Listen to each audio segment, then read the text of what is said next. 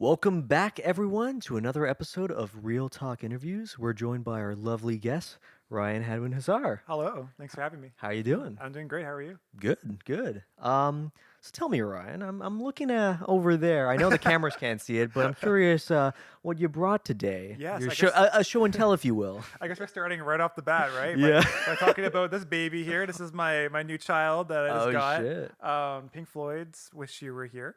Dang. I've been looking on this for vinyl for like 6 months now, and it's always sold out because it's a legendary album. Yeah. Right? It's often considered one of Pink Floyd's best, alongside "Dark Side of the Moon" and such. And I'm a bit of a music nerd, and I clicked a Yeah. few vinyls, right? So I really wanted to get this one on vinyl. And every time I go to any sort of store, it's always sold out. Yeah. But today, they weren't, and I got it, and I'm very happy. That's amazing. So yeah, sorry, yeah, No, I was just saying because it's such a recognizable cover that it's just yeah. hence why it always gets sold out. But I'm glad you got one. Oh, thank you. Yeah, it's a It very is bold, really it's a very sick bold cover. Like a simple but sick cover. Yeah, Yeah. it really is. I think it's supposed to be about the music industry, right? So it's like making a music deal and how you're about to get burned because you get treated like a product and stuff like that, right? Very so it's cool. a very, very bold cover. And yeah, I want to put this on my bookshelf and show it off because it's pretty Fucking cool. A. Yeah, thanks for letting me show it. Yeah, of course. So tell me, Ryan, Yeah. how did we first meet? It's a good question. So yeah, we went to Sheridan College together Mm-hmm. here in Oakville, and I guess not here anymore, but like over there in Oakville. Yeah, over there. It's just around there. Yeah. And I feel like I was aware of your existence back in first year. Yeah. I didn't know who this guy was. Mm. And I feel like we became closer. Was it third year or was it fourth year? Probably third or fourth. We worked on a couple short films together. I remember. Yeah. Because Yeah. I remember there was a film that I acted in with Laura, right? Oh, And- yeah. And our friend Ethan directed that. And Oh shit. we both had to yell at each other. That was great. Yeah. And what did you do in that scene? I was just probably one of the camera people. I'll be honest. I think Reese Yeah. was there too. I think he was. Yeah, It Curtis- was Reese, Curtis. Yeah. Curtis, you, and Ethan. And that was the first time I kind of chatted with all you guys because it was I remembered you from. I think were you in the Star Wars video or No, I wasn't. no? I wasn't involved Okay, in because that. I knew a lot of people who were, but I didn't interact with them. So I was like, oh, what's going on? This is a funny video. But no, yeah, I remember seeing you. That was probably the first time we worked together. I think it was actually, yeah. Yeah. I remember that. I remember you looked very shocked after we did the first take, and Laura and I got really into the scene, and we Oh, were you very guys were aggressively. crazy, yeah. it was really fun actually. I enjoyed that a lot. So, and then I think in third year we became a little bit closer from friend groups and stuff. But I Yeah. think it was fourth year when we really started to bond from working together, right? Mostly Yes. on the Cross Act In, which I was the first Yes. assistant director for, and I was so chaotic but so much fun, and I feel like I learned a lot on that set. So. Yeah, you did a lot considering because being assistant director, it's really hard to schedule things and get the shots ready and Yeah. just overall setup. But Yeah, I was trying to create like a schedule for that. It was so hard, Right. Because of the way I'm not sure how much you talked about this on your podcast previously, but the way that your film is sort of organized and the way it's shot is insane. So trying to create a schedule for that was genuinely was like trying to figure out a puzzle, and it was Yeah. so hard. And was very rewarding when we actually figured it out. And it was a lot of fun being on that set. And everyone was so great to work with. So it was, yeah, no, that was a good time. I definitely, and we did work again on Ruined Vision. That was a short film that yes, Eric directed. yes. Eric directed that one. I was, were you cam op? I was cam op. I think you were first AC. First AC. Yeah, that film is about a show that talks about staring at the sun and getting superpowers, right? Yep. So kids start looking at the sun to get their superpowers, and their eyes get burnt, fuck. right? And then, Interesting. yeah, and Yeah. the main character is one of the like that. showrunners, so he's in some sort of lawsuits because he's in trouble for getting kids to stare at the sun. So Right. it was a really, really fun set. Actually, might have been my favorite thing of the summer. Actually, it was a lot of fun. And both you and I worked really well together on Yeah. that. And I remember the first AD on that set said that he was really happy with the way, just our energy and the fact that we just kind of tackled everything very fast. So he wanted to bring us on to one of his projects, but I don't think he ever got back. But I still like to work with Yeah. him. He's a cool guy. Never contacted me, but I'm down to help out Yeah. anytime. So Contact us. Yes. But yeah, that was a lot of fun. It was a good time on set. yeah, Yeah. absolutely. So this is a film podcast, and I Yes. know Nathan has a bunch of Oh, things yeah. ready. And I know Ryan, you're known for your hottest of takes, hotter than the sun, hotter than the Yeah. lava, whatever you may call Yes. it. So I want Nathan to just I'm scared. I got a little segment. Okay, yeah, let's go. I'm just gonna name two franchises or two different films, and you're gonna tell me if one has to go, which one are you picking? Okay, yeah, let's do it. Bad Boys or Rush Hour? Here's the thing. I haven't seen either. Okay, okay, okay. That was a skip. Marvel or DC? Oh, DC. Oh, actually, Ooh. wait. Here's the thing. Actually, wait a second. Okay, my gut said DC, which says something. Uh-huh. However, I feel like DC has a lot of creativity, right? I know Christopher Nolan's done some good jobs. Yeah. The most recent Batman movie was a really good installment. It's a Something in the way masterpiece. from Nirvana, especially in the opening scene when he's riding the motorcycle, is pure. That's Kino, to quote you. David. Oh yeah, Yeah. man. Oh, it's amazing. Yeah, you like it? Yeah. We just did an episode on that film. It's coming out Yeah. soon. yeah, Oh, that's great. It's out by the time this is out. Probably, Yeah, yeah. we did an episode, The Batman 1 year later, because that film is already 1 year old. Yeah, that's Yeah. true. Eh? Came out in March of last year. Yeah. Yeah. Man, no, time that's true. flies.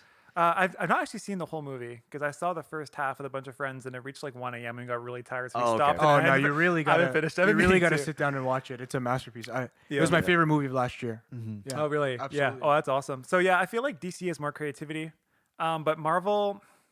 I feel like because I was so into Marvel as a kid, I'm not into it at all anymore, and I hate Yeah. how cookie cutter it is. But Yep. it has a special place in my heart from liking it as a kid, right? Right. So I feel like automatically, especially even like the Spider-Man movies, I find them Raimi so fun. Spider-Man, of course. Yeah. I gotta admit, yeah. So I feel like I have to say DC has to go because of the way that Marvel kind of connects to me as a child, right? But yeah, Damn. Toy Story or Cars? Cars has to go, man. Cars has Cars. to go. Yeah. Toy Story is another one that means a lot to me as It's well. iconic, right? Yeah, I never and even wa- what oh, it yeah. did for animation. It's Oh, I Yeah, agree. Yeah, pretty and important The first one film. in particular is so good. I remember watching because during the COVID quarantine, I watched the first 3 movies with my mom, and it was Oh. always it was Oh, really that's cute. I awesome. enjoyed doing Nice. that. Yeah, so yeah, I would say Toy Story is definitely the good one. Nice. Finding Nemo or Monsters Inc. Oh, stop. That's a tough one. That's Oh, a tough one, man. I see. Monsters Inc. also has a lot of really good creativity to it. But Finding Nemo, I love the fish. You know, So I love the cool. memes that come from it, and I gotta say, Finding Dory, I think is really underrated. I love Finding it's Dory. good. Oh, It has so solid. much charm okay. to it. Yeah, I thought it was solid. yeah, I agree. So I feel like I gotta go with Finding Nemo for that one, for like my favorite. Yeah, Al Pacino or Robert De Niro? Robert De Niro, man, he's got so much charm. I gotta say, Damn. You do be I guess- having some Yeah. charm. I guess I got some frothing hot takes. I'm sorry. That's good. Dang. Have you seen Godfather trilogy? No, I've not actually. I've been meaning to for so long. For so long, I've been meaning to, but I've not seen The Godfather. I've not seen The Sopranos because I'm not super into the gangster stuff, right? But I know that I need to because it's such pivotal moments of cinema, right? Right. Yeah, Yeah. I wouldn't say you have to watch all gangster stuff, but Godfather is just the one you have to see for sure. Yeah. But okay, I'll check it out. Are you into Star Wars? Yeah, I Have mean, you seen? I've seen almost all the movies. I haven't seen Rogue Star One. Wars or Lord of the Rings? Star Wars. I feel like once again, same thing. I'm not super into Star Wars anymore, but I was really into it as a kid. So same kind of thing. I got that. You kid have the connection, right? nostalgia, right? So you'll always. Yeah, I used to be really into Star Wars Lego and stuff. And when I was a kid, Yes. I had like a whole battle scene set up on my dresser, right, with Mhm. all the Lego pieces and stuff. So Oh yeah. prequel trilogy or original trilogy? original 4, 5, and 6. Mm-hmm. Yeah, it's Those kind are the of classics. It just founded that culture, you know. So, Yeah. yeah. Dang. That's all I had written down. Hell yeah, man. Yeah. I mean, do It's- you have any others? It was called the rapid fire questions. I don't know, Ryan. You always have the hot takes. You're like, oh, this movie's supposed to be good. That's actually shit. I had it. That's how you go. You have another one, I had Nathan? one more question. Oh, okay. Best movie you've seen in the last 5 years? So does it have to have been released in the last 5 years? Or this one that I've seen? Release. Yeah. Oh no, Cocaine Bear. Cocaine Bear, he got me. Oh no, Cocaine Bear. Like, I mean, I know I saw it with Curtis, and Curtis loved it, Right, right? And like, yeah. I feel like I didn't have the same sort of connection, but like, I did find it was a really good. I like just losing myself in just the world of Cocaine Bear. It's one Damn. of those Yeah. fun. Yeah. Okay. But no, the last what are some releases in the past 5 years? I'm blanking a So little bit. 2023, I guess that's from 2018 till now. Yeah. Yeah. So we get like. It is hard to remember. I know there was Little Woman from Greta Gerwig, right? And that was a really good Shit. one. I never really that's a liked that one. masterpiece for sure. Yeah. Yeah, I really enjoyed how that was portrayed. It's definitely Dune. I read the book first and I seen haven't that. seen Dune yet. It's really good. Yeah, Okay. seeing that in IMAX, and that was my first theater experience after the COVID quarantine. So Oh, seeing nice. that after reading the book was magical. It was really cool. So I recommend it. Yeah. Yeah. my first theater experience after COVID was Tenet, Same. Yeah. Tenet for me. Yeah. Did you guys like it? and I was fucking confused. Same. Man. No, same. Because like, first off, like you go into the theater and it's just like, luckily I went to the Landmark one, so it was just me and my dad. Nobody else showed up. I was like, oh, thank God. So we're sitting really? down and I was in a it's, Ram it's like a theater. dystopian like theater. Really? It feels like. And then we watched the film, and I was like, I don't know what the fuck happened, but I saw a movie in theaters. Okay. Like, Yeah, that's a good way to look at it. Yeah, I know. I Yeah. saw Tenet online with a few friends, and I feel like with Christopher Nolan, there's a lot of mixing issues in a lot of his movies. I feel like, yeah. and that really felt that with Tenet, we had to use subtitles. We didn't know what there was. Yeah. I don't know. Something about the sound mixing on that one just seemed off. I really did, yeah. That one, Yeah. I feel like I felt a little bit with The Dark Knight. Dark Knight's a great movie, but Mhm. especially in the beginning, I found the mixing a little all over the place. If I remember correctly, it's been a while Interesting. I since never I've really seen it. noticed that. Dark Yeah. Knight. Oh, could that's be- the Joker one, right? Yeah, I keep remembering a Yeah. different movie. It was a few years that I never just one of the movies. I think it was The Dark Knight. 'Cause The Okay. Dark Knight starts with the bank heist, right? Yeah. Yes. Yeah, I Iconic. remember finding some mixing things that I liked it. I thought it's a great scene. Right. But yeah. Damn. Yeah, I don't know. Some films have that, and it's just like, if your budget's like over 100 million, maybe the one thing you should have is like audible, like what are the characters saying? Yeah, You know? you're right. But yeah, no. I'm just trying to think of like, we did Red Fence together. Yes. Okay, I- that was. Ooh. I remember because I was the DP for that. You were the first assistant camera? I think I was first AC on that too. Yeah. Yeah. And I remember it was raining, it was pouring rain, and we were under a tent. Fuck And it was yeah. really chaotic, and we were losing sight of a lot of things. And I needed you to help with something. I didn't know Yeah. where you were, so I just yell, "Nevis!" And you're Holy right beside me, and you're like, "Yeah." Oh yeah, that was. Oh shit, because we had the lenses. What were those lenses called? I was like the cine lenses or something. The cine Or- lenses, because yeah. we were shooting on. No, we were shooting on C300. The C300, yeah, we did, yeah. We Oh, initially okay. thinking of doing that one in film because we're trying to replicate the 1950s style, right? But we did not want to go through the headache, and we did maybe using the RE Alexa, Yeah. which I was a little nervous for because we were shooting really soon, like we were in October, like right when Yeah. school was starting, right? And none of us had used that camera yet, so I wanted to do something we were familiar with, and since we wanted to go for the 1950s approach, anyways, we didn't need super fancy, so we used the C300 for that one, which was Oh. pretty good. Yeah, it was really good. I just Yeah. remember like we had the tent set up, and as it was raining, the water was just building up on the tent, and then it just completely like drenched. Yeah. But oh my god, literally seconds before, I closed the case of the lenses. Oh no! Oh, good. So- Good on you. Yeah, Good yeah, on you, I yeah. closed You it. saved So us. if I didn't close it 10 seconds after the fact or whatever, it would have all the lenses would have been destroyed. And thank you for doing that because that Oh, would have been man. yeah, been really bad. Fuck, There man. was another issue too where we had an issue with the neighbor. Oh, you want to talk about that? We're gonna talk about That was you at your most angry, if you wanted to. this is the most angry thing people have ever seen me. Oh, shit. Because like yeah, we had the neighbor sign permission right to film there, and Yeah. because we wanted to mostly film in the backyard that we were using, and we might film this a little bit in her backyard, more like put the camera in her backyard facing towards the Right, main right. backyard, right? And even though we got her permission, she for some reason got upset when we showed up, and she just straight up just started shutting us down and getting Yep. really angry. And I know Ivan, our first AD, was Yeah. trying to negotiate. And I mean, like I can get it to an extent, but at the same time, she literally gave signed permission, Mm-hmm. and we weren't even showing her house. We just wanted the camera to just kind of like, you know, The and if you ever backyard. did see her house, it's just going to be a little bit of it. And you Right. can see her house on Google Maps anyway. So like, why is Yeah, she? exactly. Yeah. Yeah, like what the fuck? So we were already behind time, and this pushed us like another hour behind, and I was Yeah. getting very stressed about that. Unfortunately, like it worked out, and Yeah. the movie still looks really good. as What's the well, premise so. of the film? Oh, Red Fence. Yeah. So isn't it set in the 50s? Yeah. So it's like a during period piece. That's sick. Yeah, it was really Yeah, cool. And holy the production shit. design on that one did a really good job. That was Jamie and Tash. Jamie and I think it Tash. was Jamie and Tash. Yeah, I Oh, think so. Or maybe it was just Jamie, actually. I'm not sure if Tash was on that. I don't remember, actually.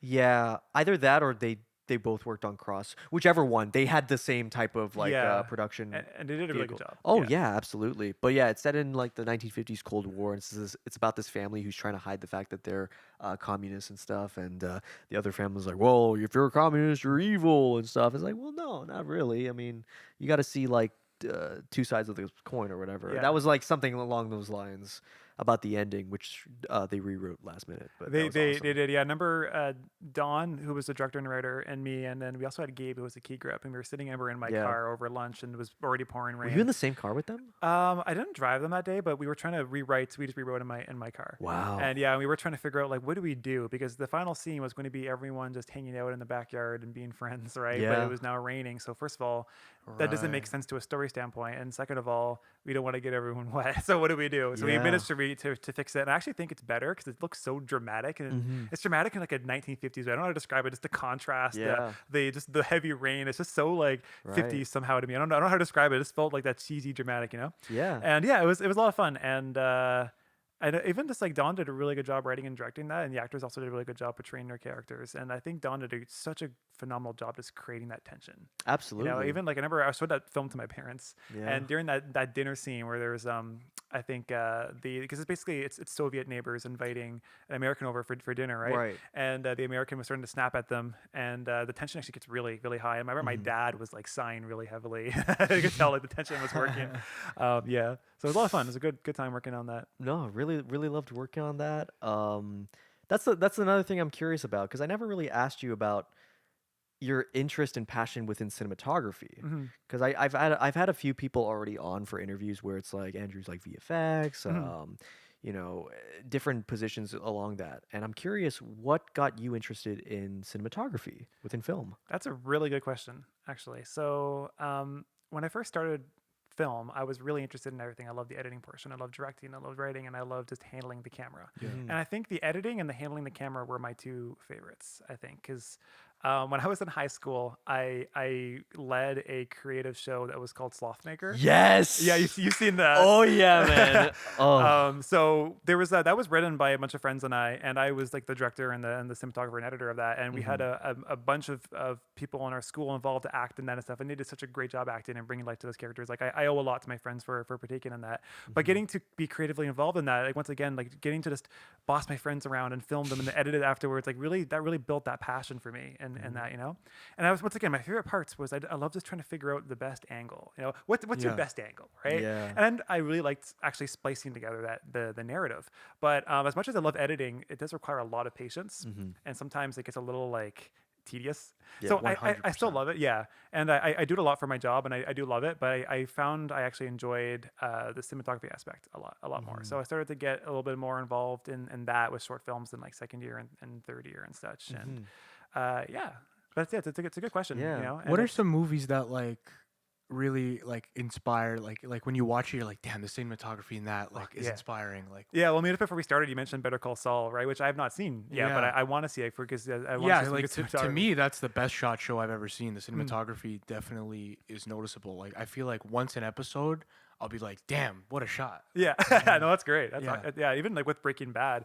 Once again, I mentioned this before we started, but when I first saw Breaking Bad in high school, I thought the cinematography was super simplistic, and I didn't really take much from it. But revisiting it now, I think there's actually a lot of experimental elements there, and I love how they really Yeah. made some. They just brought a lot of creativity in there with not much of a crazy budget, which is really Yeah. impressive, right? Or at least nothing super outlandish, which is really cool. But yeah, no, once again, that's a good question for cinematography wise. I feel like I found a lot of really weird inspiration from Woody Allen's movie Manhattan, actually. Manhattan is such a good-looking film, but the think I've script seen is it. so. The script sucks, and Woody Allen sucks. Well, yeah, Woody Allen's well, yeah, Woody Allen sucks, but like Allen sucks. the character he's playing also sucks too, and it's just like, Oh yeah, because he takes like a 17-year-old in it, right? yeah, Yeah. it's like what the fuck, but not going too much into the story itself, but like Yeah. the premise is so like lazy. It just felt lazy to me. While the cinematography in that, it's black and white, shot in Manhattan, That's cool. Yeah. and it's so beautiful. It came out in '79, I think. I think it was 79 or 1979? 78 or something. Yeah. 78, and it's like, oh man, that's like when I watch a movie like that, like the look of it, it just reminds me of like a nice glass of wine. I like agree. that. Yeah, it was like that movie as well as Midnight in Paris. Also, with a lot That's of a charm good to it. one. Midnight in Paris. Pardon me. I think Midnight in Paris is probably his strongest film, I would say. Yeah. And I really love how in Manhattan and Midnight in Paris, Woody Allen really makes those two cities feel like their own character. Yeah. I've never seen that before in a movie, I don't think. So when I was in my third year, that was during the COVID quarantine, and I wanted to make a short film, and I wanted to see, because I was in Ottawa at that time, and I wanted to see if I can do something kind of similar with Ottawa. Right. So I shot a film in the downtown, and it was just me and my friend, and it was a lot more of an experimental film. And it was because it was in the middle of lockdown, and it was really early in the morning, and we were once again, it's a pandemic, no one's out and about, Right. Yeah. and it was really cold. It was so cold. So there was no one there. So I got shots around Parliament and the Rideau Canal and around the Chateau Laurier, and there's no one there. So I really got to make Ottawa just feel super ominous and like a 28 days later kind of thing. Yeah. Very Right? cool. And I was really happy to really make Ottawa kind of feel like its own character in that way, right? So I feel like I took a lot of inspiration from those kind of movies. And even from less of a cinematography perspective, when I was in high school, the first film that really spoke to me on a deep level was One Flew Over the Cuckoo's Nest. Oh, that's such a good one. So good. You both seen that one? Saw that Yeah. movie recently for Yeah. the first time. Yeah. What'd you think? It's amazing. Yeah. I mean, Jack is first of all, Jackson. Like recently, He's over we there. did a, Yeah. recently we did a '70s episode, so that was like an excuse for me to go back because there was a lot of films from the '70s that like I knew it was such an influential decade, Yeah. but I just hadn't seen, right.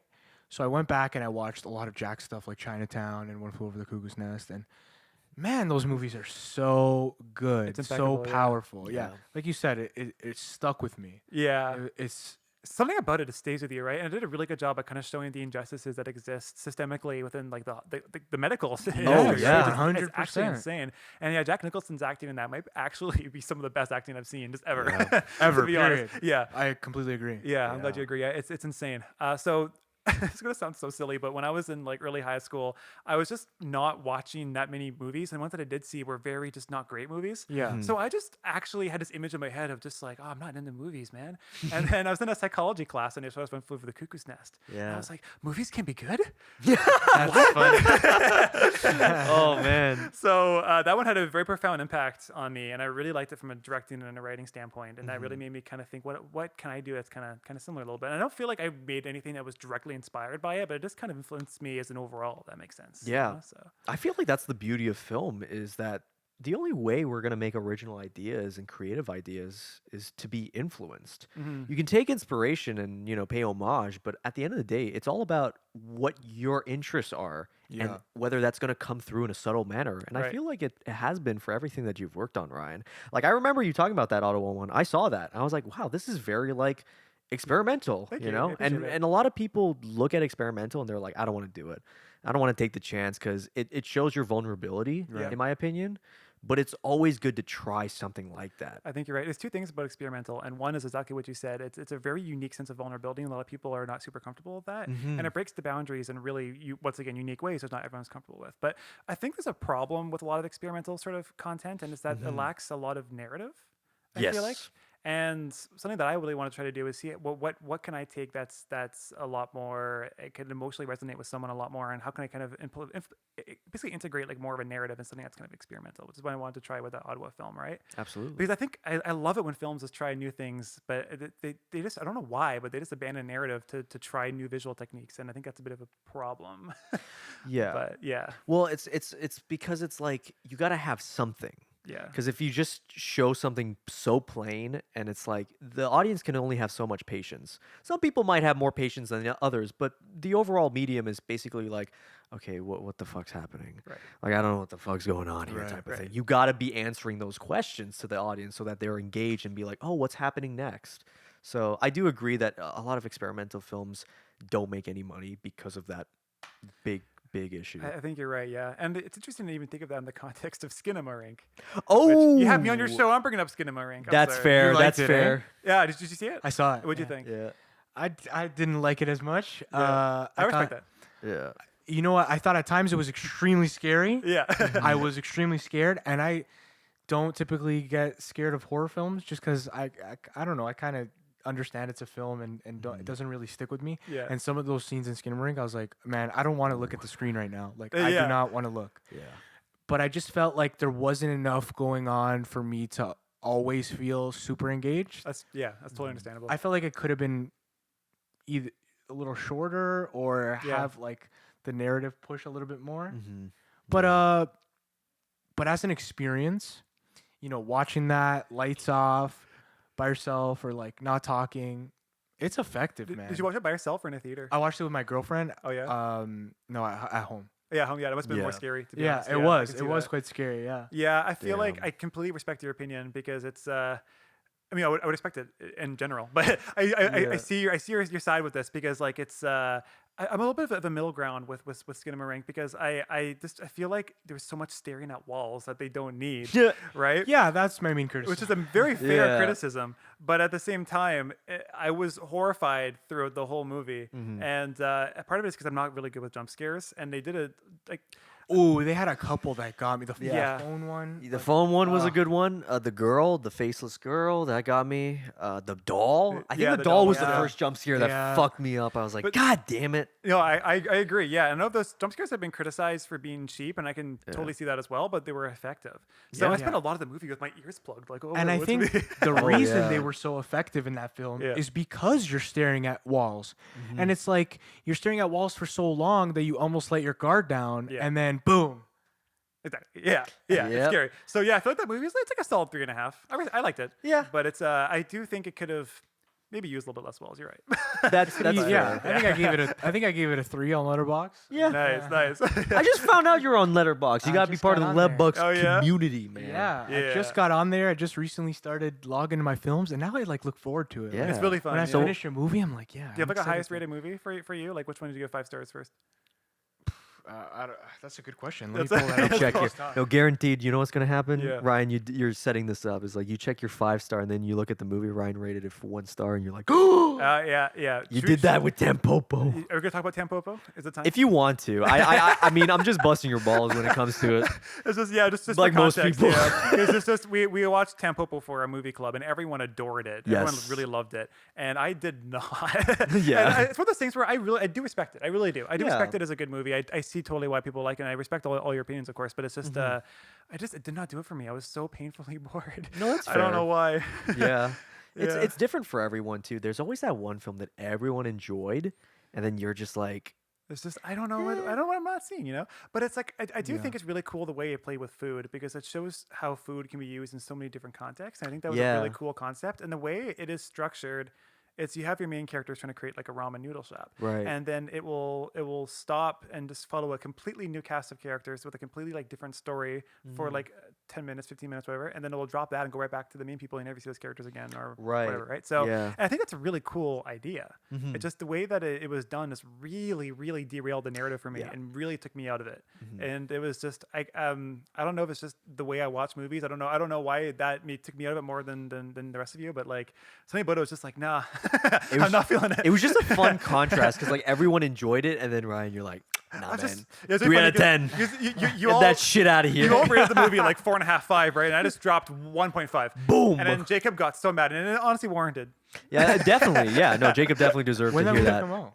Oh, it was like 85, I think. Oh, think it's an 85, older one. yeah. It's an older film. yeah. Yeah. Sorry, we kind of derailed. What was your highest? My first 5-star was Irishman. Oh, yeah, that's Nice. a good fucking Nice. movie. Is it not considered like Scorsese's kind of sort of epilogue, kind of his final note? Kind of. When it comes to gangster films. Yeah, I don't think he's gonna do a gangster film again. No. Yeah. And I don't really need him to do a gangster film again. He's got his masterpieces. Yeah. And but Irishman was very controversial. A lot of people didn't like it. I think a lot of people had problems with the runtime. 'Cause these days, people can't sit through long movies. I like Yeah. it, Yeah. but No, it's cool. Yeah. yeah. That's a really, really good one. Which reminds me, like, Ryan, Yeah. what is your favorite film? Ooh, it's a good question. So, favorite film in terms of I'm gonna watch a movie because I want to feel happy. Yeah. I might see Yeah. something like the Mitchells versus the Machines. That's one of the first ones that comes to my mind. Now, I'm not sure if that's like an all-time favorite, but I saw it a few months ago and it really resonated with me. Yeah. Something about just I don't know how the best way to talk about it. Just the way that it's just the whole family dynamics of it is really adorable. Yeah. And the way they'll work together is great, and just the energy of it, and the just I don't know. I find I feel like I love connection to the main character too. We both have the same energy. Oh, I feel like. absolutely. Yeah. And I just I don't know. My best friend saw it, and he immediately said, "Ryan, like, why is the main character literally you?" Right.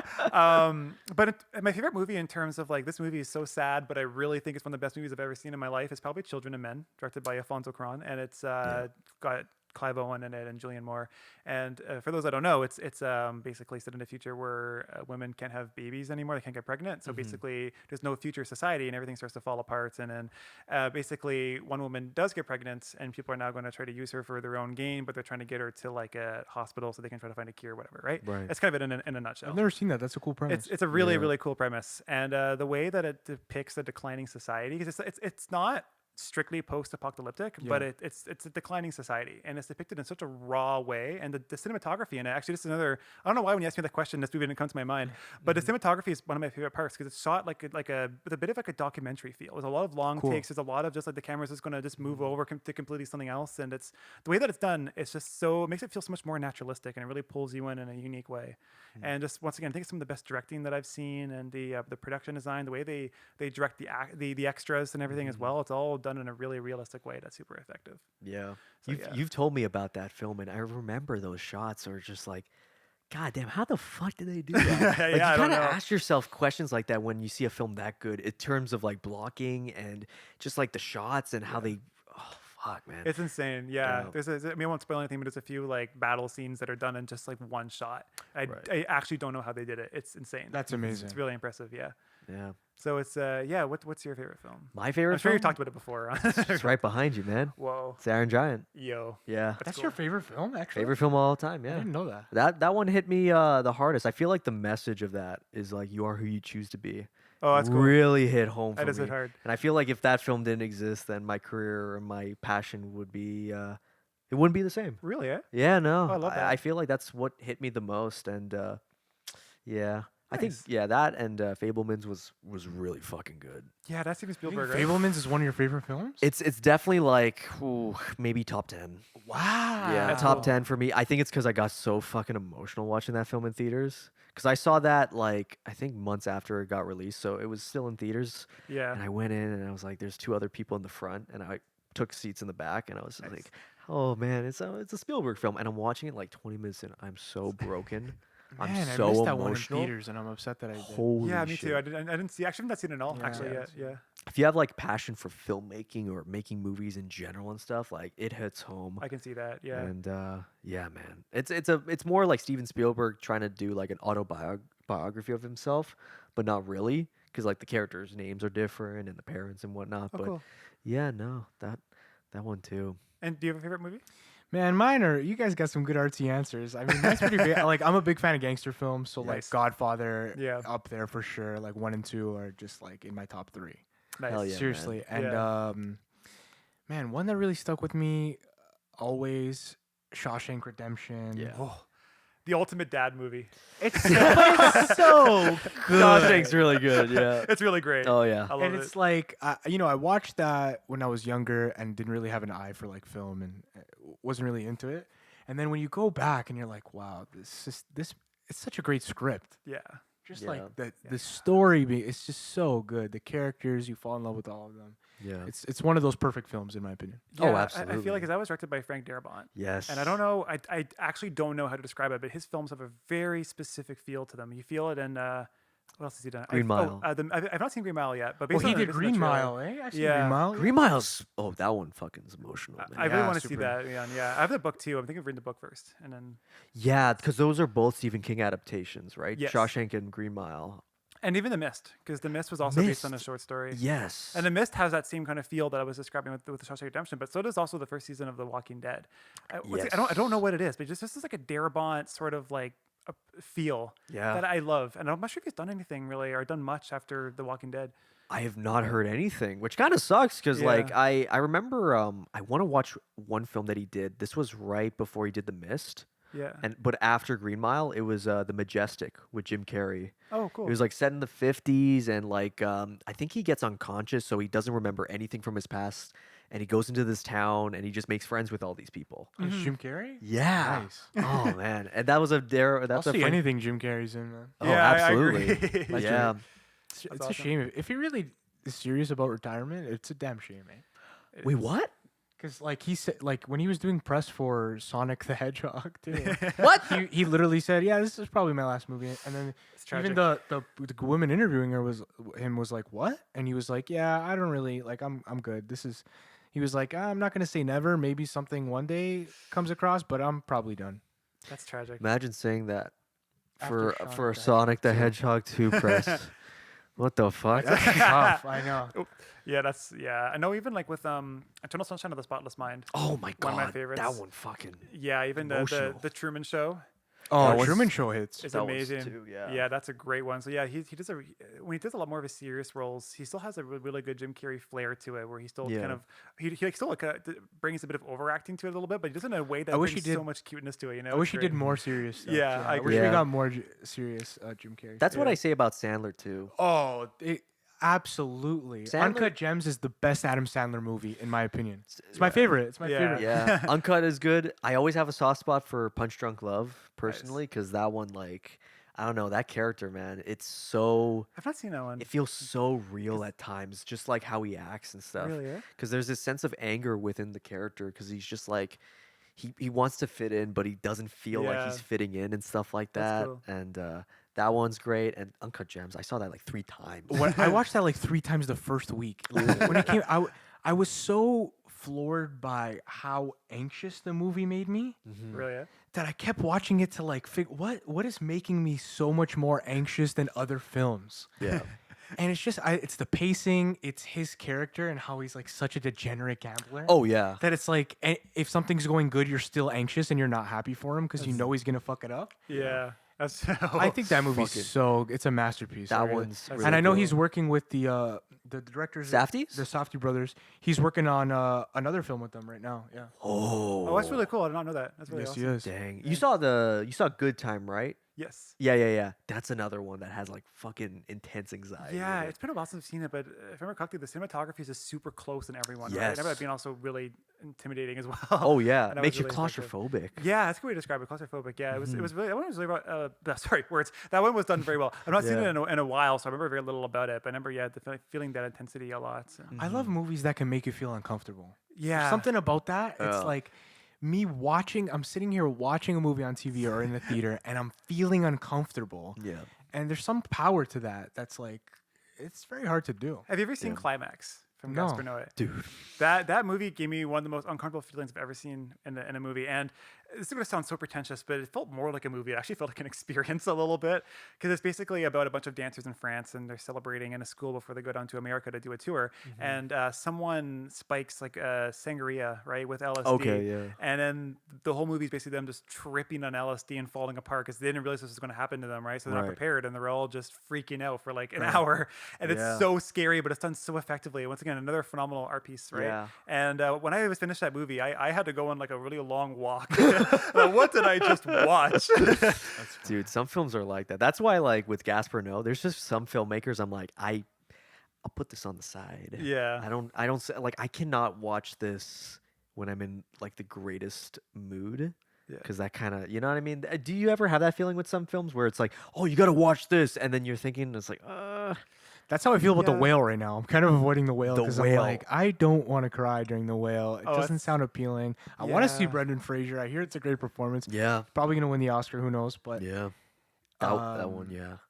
yeah, I'll see it eventually, but I feel like I got to be in the right headspace for it. I got to be. I could see that Yeah. actually. Yeah. I'm not sure if I've had a movie like that. I mean, I know when I saw The Master from Paul Thomas Anderson. Oh, Yeah. I got to. He Great told me movie. about that story at that movie. Yeah, Sorry. Yeah. yeah. He told me about that movie, and he was like, "Oh, you ever see The Master? Joaquin Phoenix? I'm Paul Thomas Anderson." I'm like, "No," but that's all he told me. He gave me no You were sold? warning about Yeah, how no. fucked this movie is. Yeah. It's So I a great want to movie. watch this movie. I'm like, Nev, I watched The Master. First of all, masterpiece. Love Yeah, it. yeah. I think it's a great film. Second of all, no fucking warning, bro. I thought I was just, I thought I was just in for like a good Joaquin Phoenix movie, and I was gonna see a good performance, not this like, this man breaking in front Yeah. of us. Like, Yeah, it's insane. So- that's an It's actually insane film. I really like that. And movie. yeah, it's a great movie, but I feel like I watched it when I was just too tired. So I had a really hard time just taking in everything that was happening. Like, this is so crazy. I can't process what's happening right now. So maybe Yeah. rewatch it. But yeah, it's the only Paul Thomas Anderson film I've seen. Have you even seen his Tom York anima kind of sort he did? I didn't see that. I do want to see it because it's still on Netflix, right? I believe it is. That was a yeah. Netflix thing. I do want to check it out. I know you probably have seen it because. Well, no, I know I haven't actually. What? I know I should, but That I would- have not. Damn. Okay. No, because like I thought, yeah, Tom York fan and such. Yeah. Because he's Radiohead, right? Yeah. Yeah. But it's- You have your passion for Radiohead comes through. But no, I mean with Paul Thomas, I saw Licorice Pizza recently. Oh, how's that? That was all right. Nice. I love Paul Thomas Anderson films. Like there's some like you watch Phantom Thread, like a movie like that with a Yeah. cup of coffee, and Oh, then yeah. you know with Boogie Nights you can drink, you know, because it's like Yeah, I agree. it's a nice feeling. yeah, I haven't seen too much of his stuff. I think I've seen Boogie Nights. I've seen Yeah. The Master, obviously, but I don't think I've seen. There Will too Be much Blood? more. I don't think I've seen it. Yeah, he's got a good lineup of films. Yeah, he really does. Yeah. And he's been described as one of the best working directors today. Oh, absolutely. I think Greta Gerwig's also very remarkable as well, and so is Noah Baumbach. Is Yeah. great. Aren't they together? I think they are. Yeah. And Yeah. The films have a very similar, like naturalistic style, which is really cool. And yeah, I feel like Alfonso Cuarón, if I'm pronouncing his name right, the guy who directed Roma and Children of Men. is Oh, also yeah, really yeah. remarkable. As I probably noticed based on what I've described, I feel like I really like movies that are a lot more true to life and realistic and kind of just Yeah. And it's really funny because it's a joke between my best friend and I that the more the bigger the budget a film has, the more I'm not gonna like it. So you're not excited for the Fast and Furious Nah. trailer? It's really funny because he was trying to recommend a film to me. He was like, "Wait, let me check the budget. Oh, it's 60 million. You're not gonna like it." 60 million's the 60 cap. million's Wow, you're the not gonna cap. like these 100 million films. Yeah. I'm joking, but Fast Yeah. X is at 300 million. So. Yeah. oh, is it really? Yeah. Yeah, Oh, that's crazy. They're The getting budget's ridiculous. expensive, but it's funny that you said that about like filmmakers like Greta Gerwig and Noah Baumbach, because isn't Greta Gerwig doing Barbie? Yeah. Yes. How excited are you for that movie? Very excited for Barbie. Hell yeah, man. I actually did not know that she was directing that until like just a few days ago. Yeah? Yeah, Sam told me. I was like, whoa, I did not know she was doing Barbie. That's a really weird mix. I actually might see it solely because Greta Gerwig's directing it. It's coming out the same So- weekend as Oppenheimer. Oh. It's, yeah, it's the same meme. It's like Don't make me plans going that to weekend. Oppenheimer and Barbie double feature. Let's fucking do this. Yo. I might actually do that Yeah. shit though. That'll go hard. That's great. Is there anything else that's coming out like soon? Because I haven't been super up to date with kind of stuff that's been released. Have you Is seen there- Babylon recently? No. Babylon's And awesome. Babylon's good. The thing that this guy here made for Babylon on Review Folk was so good. But I don't understand it because I've not seen the movie, and it's just like I guess. So- I don't Damien care- Chazelle is one of the best directors. I agree. Whiplash. He's killing it. Oh my gosh. Whiplash is great, La La Yeah. Land and all that. Yeah, that shit post I made. So basically, you remember the ending of Babylon and how it's like a film compilation? the compilation. But it's only like 3-4 minutes. Yeah. I decided to make a shit post that was 30 minutes long, and I Yeah. just made fun of like I just added a Oh, bunch you of just weird started shit. cutting Yeah, random yeah. shit together? I just to fuck with people. You like yeah. combine the entire film community in one video, Yeah, and that's that takes fun. respect. Like, good job. Thanks. I might have stolen that from a comment because one of the comments someone wrote was you put the entire I film think community in so, respect. So I yeah. just ripped that off. That's an unoriginal comment I made, but like, good job. Thanks. Appreciate it. You Yeah. alright? I am good. I'm not used to having a mic So- in front of me. I want to wrap things up with this interview, Ryan, by Yeah. saying the most important question that I kept for so long. This is like months in the making. I would have told it during parties or like meetups and hangouts, but I decided not to. I wanted to keep it here, and I just got to ask this one single I'm question. getting scared. Okay. What made you start making Among Us jokes? What? That's not where I thought this was going. So we watched a movie today. Okay. What was it called again? Bucko Banzai enters. the Buckaroo dimension. Banzai, yeah. And it's a guy delivering a message to the president, and Yes. he says that there is creatures from the eighth dimension among us. Okay. And I almost stopped the movie and recorded it and sent it to you. But the only reason why I didn't is because I had to finish the movie before I had to check out of my hotel. Fair enough, so. fair enough, fair enough. Yep. But another thing that that Jimi Hendrix song, Mm-hmm. All Along the Watchtower, he says, "There's Yeah. many here among us." Okay. That song, it speaks to me. in a deep level. What? You're not answering the question. You're just giving examples of Among Us. Just every Why? reference, every time anyone's ever said Among Us in pop Yes. culture. I am asking because you are the one who started this. Every time I hear someone say Among Us now, I get PTSD from you. That's funny. Okay, so I started to make Among Us jokes, and Yes. I saw how angry it made you, so Oh, I kept doing it, which is kind of toxic, isn't it? I It's I need to be something. better. It's something. You've made me go insane, Ryan. Thank you. I don't think I have more of an answer than that. It was just like something. I think it's one of those things where the reason why it's so hilarious is because it's not hilarious. It's not funny. It's anti. Yeah. So it's just one of those things where you just keep milking it, and it's not funny, and that makes it funny. I don't know how else to describe it. Fair enough. And yeah. Yeah. But I feel like I've gotten less of the Among Us jokes. I think I've gotten better. with You that. do it sporadically now, which Yeah. I get scared. It's like Skinamarink, but with Among Us. It's like It's I'm gonna- Skinamum. I'm gonna- It's Skinamong Us. I'm gonna jump Among scare you with the next Among Us joke, and you never know when. It could happen tonight. You never know. Fuck. Yeah. Yes. Well, thank you for answering that question, Ryan. Of course. Thank you for talking about all of your interests within cinematography and film. Yeah. Thanks for having me. Yeah, it was a great time. And thank you all for watching Real Talk Interviews. Hope you enjoyed it. Click the like button, click the subscribe button. Check us out on Instagram and we on there. TikTok. And We this on is, there. can you tell this is the first time I've ever done an outro before? You're doing good. You're doing good. But yeah, and comment down below. See what you found that you liked about this video. And until then, we'll see you next time on Real Talk Interviews. Thank you. Peace out.